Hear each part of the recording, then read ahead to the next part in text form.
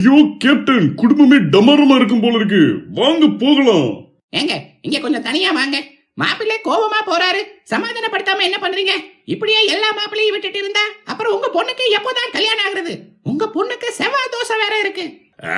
அது வேற இருக்கா? நேத்து ஐஸ்கிரீம் சாப்பிடாதுன்னு சொன்னப்பலாம் கேட்டாலாவ மாத்திரைய கொடு. கோவப்படாதீங்க. எனக்கு எங்க அப்பாவுக்கு எங்க தாத்தாவுக்கு காது கேட்காதுன்றது உண்மைதான். ஆனா என் தங்கச்சி ரொம்ப நல்லவன், அவளுக்கு எந்த குறையும் இல்ல. நீங்க வேணா பேசி பாருங்க. அதெல்லாம் வேண்டாம், நாங்க கிளம்புறோம். குழம்புறீங்களா? அந்த குழப்பமே வேண்டாம், நானே பொண்ணை வர சொல்றேன். வாமா ராசாத்தி. பொண்ணு பேரு ராசாத்திங்களா? சேச்சே, எங்க அப்பா அப்படித்தான் கூப்பிடுவாரு. ஆனா அவ பேரு ராசாத்தி. கஷ்டம்.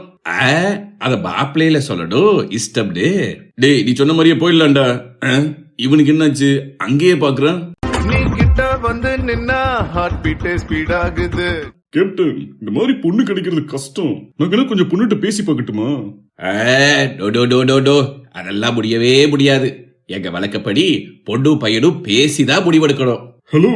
ஹாய். உங்களுக்கு என்ன பிடிச்சிருக்கா? பிடிச்சிருக்கு. உங்களுக்கு? எனக்கும் ரொம்ப பிடிச்சிருக்குங்க. நீங்க என்ன படிச்சிருக்கீங்க?